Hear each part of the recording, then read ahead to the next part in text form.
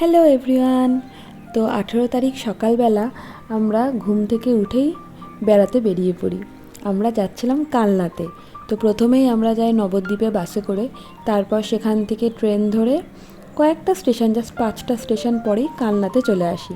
তো আমাদের প্রথম থেকেই একটা টোটো রিজার্ভ করা ছিল, জগদীশ কাকুর টোটো। উনি সমস্ত জায়গা আমাদের একেবারে ঘুরে দেখিয়ে দেবেন, পুরো রিজার্ভ করে নেওয়া ছিল। তো আমরা সেখানে নেমে প্রথমেই যাই ভবা পাগলার মন্দিরে। এখানে দেখো প্রথমেই ভবা পাগলার পবনপুত্র মন্দির, তারপর পাশেই রয়েছে ভবা পাগলার ভবানী মন্দির। অনেকটা এলাকা জুড়ে আর কি এই মন্দিরটা। বেশ শান্তিপূর্ণ পরিবেশ। আর আমরা গেছিলামও দুপুরের দিকে, যার জন্য লোকজনের ভিড়, আর শনিবার ছিল, অতটাও ভিড় ছিল না। তো আমরা খুব ভালোভাবেই দেখতে পারি। আর জায়গাটা খুব ভালো। আশেপাশে যে বাড়িগুলো দেখছো, ওখানে নাকি ওনার বংশধরেরা এখনও আছেন। তো ভেতরে ঢুকলাম, মন্দিরের ভেতরটাও খুব সুন্দর। এখানে অনেকজনের সাথে ওনার ছবিও দেখলাম। উত্তম কুমারের সাথে ওখানে ছবি রয়েছে, আরও অনেকের সাথেই ছবি রয়েছে। পরপর খুব সুন্দর করে মন্দিরটা সাজানো, নিত্য পূজা হয়। এবং এই সামনেই তোমরা দেখতে পাবে, দেখো ভবানী মায়ের মূর্তি। পাশেই একটুখানি গিয়েই পাশে আছে রাধা গোবিন্দ, অনেক গোপালের মূর্তি রয়েছে। আর এখানে ভবা পাগলার ছবি বড় করে সাজানো আছে। মন্দিরটা বেশ সুন্দর, তোমরাও একটু কিছুক্ষণ দেখো।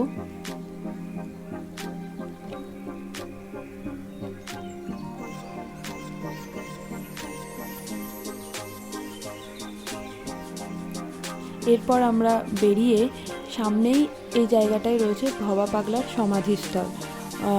এবং এই সমাধিস্থলের ঠিক পিছন দিকেই পাশ দিয়ে একটা রাস্তা আছে, ওখানটাতে গিয়ে নাকি ভবা পাগলা বাংলাদেশ থেকে নাকি একটা ছোট্ট শিব মূর্তি নিয়ে এসেছিলেন। সেটাই উনি বললেন, আমাদের যে টোটো চালক ছিলেন উনি আমাদের গাইড করছিলেন, উনি বললেন সেই শিব মূর্তিটাও ওখানে রাখা আছে।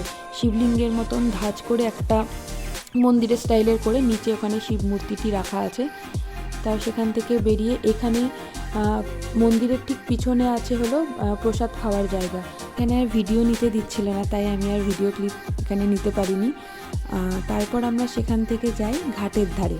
ওখানে শীতের দুপুর, রোদ পোহাতে খুবই ভালো লাগছিল ঘাটের ধারে। ওখানে বেশ কিছুক্ষণ আমরা সময় কাটাই।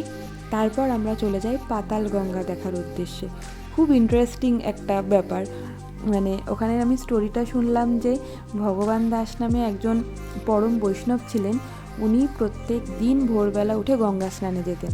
তো বৃদ্ধ হয়ে যাওয়ার কারণে উনি আর গঙ্গা স্নানে যেতে পারতেন না, তাই জন্য গঙ্গা নদী নাকি নিজেই এখানে চলে এসেছে।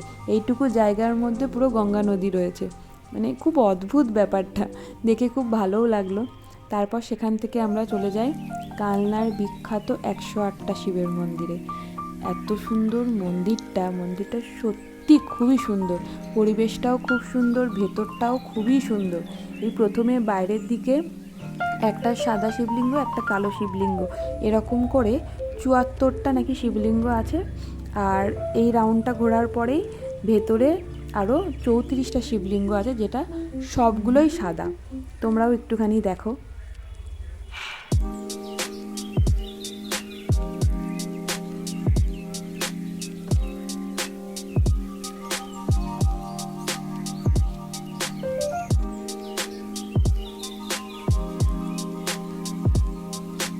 এই মন্দিরটা খুবই সুন্দর, জায়গাটা খুব সুন্দর। আমরা এখানে কিছুক্ষণ সময় কাটাই।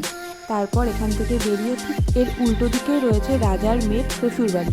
সেখানেও ভিডিও করতে দিচ্ছিল না, তো আমি খুব একটা বেশি ভিডিও ক্লিপ নিতে পারিনি। কিছুই নিতে পেরেছি। তোমরা দেখো, খুব সুন্দর মানে জায়গাটা, মানে অনেকটা এরিয়া জুড়ে আর জায়গাটা খুব সুন্দর। পুরোনো দিনের মানে যে বিল্ডিংগুলো এত সুন্দর।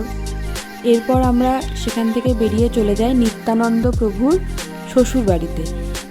এখানে নাকি ওনার বংশধরেরা এখনও আছে। পুরো এলাকাটা জুড়েই মানে ওনার শ্বশুরবাড়ি। আর এর পাশে একটা গাছতলা আছে, এখানে নিত্যানন্দ প্রভুর বিয়ে হয়েছিল। তো এই গাছটা সেই গাছ নয়, এটা নতুন করে আবার পোতা হয়েছে। আর তখনকার দিনের গাছটার ওই যে গুঁড়িটা তোমরা দেখতে পাচ্ছ, এটা তখনকার দিনের গাছেরই নাকি অংশ, সেটা ওরা রেখে দিয়েছে। আর এখানে ঢুকেই ভেতরে ওই একটা ছোট্ট মন্দিরের মতন তোমরা দেখতে পাচ্ছ, ছোট্ট ঘরের মতো। এখানে একটা শিলবাটা রাখা আছে, এটার ওপর দাঁড়িয়ে নাকি নিত্যানন্দ প্রভুর বিয়ে হয়েছিল। এখানে ওনার পদচিহ্ন এখনও আছে। সেখান থেকে বেরিয়ে আমরা চলে যাই তেঁতুল তলায়। এখানে নাকি নিমাই মহাপ্রভু বিশ্রাম করেছিলেন। মানে তেঁতুল গাছটা কতটা বড় আর কতটা এরিয়া জুড়ে, চারিদিকে শাখা প্রশাখা পুরো ছড়িয়ে আছে, অনেকটা জায়গা জুড়ে। জায়গাটা খুব ভালো লাগলো দেখে। আর এত দিনের পুরনো একটা গাছ এখনও আছে, এটাই অদ্ভুত একটা ব্যাপার।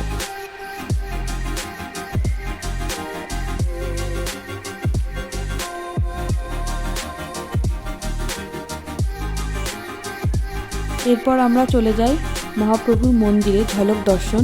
সেখানে একেবারেই ফোন অ্যালাউ নেই, তো আমরা ভিডিও ক্লিপ আমি নিতে পারিনি। তারপর সেখান থেকে আরেকটা মন্দিরে চলে যাই। এখানে কিছুক্ষণ সময় কাটানোর পর আমরা চলে যাই কালনার জাগ্রত মা অম্বিকা মায়ের মন্দিরে। মন্দিরটার যা কারুকার্য, মন্দিরটা এত সুন্দর দেখতে। আমরা যেতে যেতে একটু সন্ধ্যায় প্রায় লেগে আসছিল আর কি, মানে আস্তে আস্তে অন্ধকার হয়ে আসছিল, কিন্তু তাও মন্দিরটাকে এত ভালো লাগছিল, ওখানে বসে থাকতেও খুব ভালো লাগছিল। তারপরে ভেতরে গেলাম, মায়ের দর্শন করতে যাই। ওখানে অনেকে পুজো দিচ্ছিল, আমরাও একটু পুজো দিলাম, কিছুক্ষণ ওখানে সময় কাটালাম। তারপরে এই মন্দির থেকে বেরিয়েই আরেকটি মায়ের মন্দির ছিল, সাধনা মায়ের নাম বললেন ওখানে। তার পাশেও আরেকটা মন্দির ছিল। এই মন্দিরটাও খুব সুন্দর দেখতে, মন্দিরের ভেতরটাও খুবই সুন্দর দেখতে। তারপরে যেহেতু সন্ধ্যা লেগে গেছিলো, আমাদের কৃষ্ণনগর ফেরার একটা ব্যাপার ছিল, আমরা সেখান থেকে স্টেশনে চলে যাই। তারপর নবদ্বীপ থেকে বাসে করে আমরা কৃষ্ণনগর চলে আসি। ভিডিওটি ভালো লেগে থাকলে লাইক করে দিও। আরে সবার ঘুরে কেমন লাগলো বলো, রিভিউ দাও। ঘুরে কেমন লাগলো বলো। দারুণ লেগেছে, এক্সেলেন্ট টাইমের, মানে এত সুন্দর আমাদের অ্যাডজাস্ট। আর মহাপ্রভুর কৃপায়, আর মহাপ্রভুর কৃপা না থাকলে এভাবে ঘুরতেও পারতাম না। তার জন্য দেবাশিস সান্যালকে একটু থ্যাংক জানানো উচিত। Thank you Debashis Sanyal.